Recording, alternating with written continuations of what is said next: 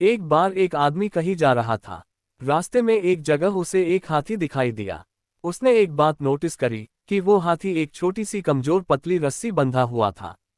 उसे ये देखकर आश्चर्य हुआ कि कैसे इतना बड़ा जानवर एक कमजोर रस्सी के सहारे बंधा हुआ रह सकता है, क्योंकि वहां ना तो कोई जंजीर थी, ना ही कोई नहीं पिंजरा। और वो हाथी चाहे तो एक झटके में इस बंधन से मुक्त हो सकता है, लेकिन वह ऐसा नहीं कर रहा। क्या कारण है इसका? उसने वहां एक हाथी का मास्टर देखा।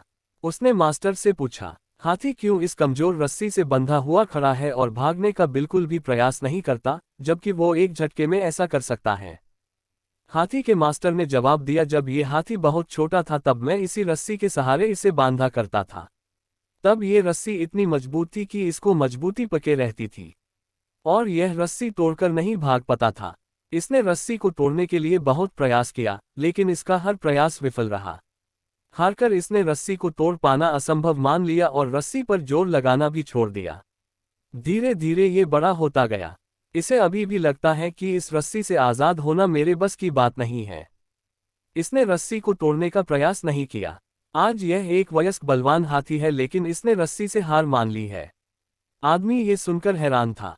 ये जानवर किसी भी समय रस्सी को तोड़कर अपने बंधन से मुक्त हो सकता है, लेकिन उसने मान लिया है कि वह ऐसा नहीं कर सकता।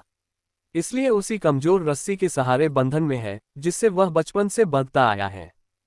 इस हाथी की तरह ही हम में से कितने ही लोग ऐसे हैं जो ये मान लेते हैं कि वो जीवन में ये काम नहीं कर सकते क्योंकि पिछली बार हमने प्रयास किया था तो विफल रहे थे।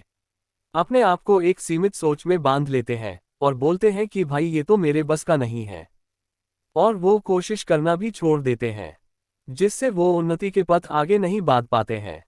तो दोस्तों, अपने मन की सीमित सोच को एक झटके में तोड़ डालो और फिर देखो कि कैसे सफलता आपके कदम चूमती है।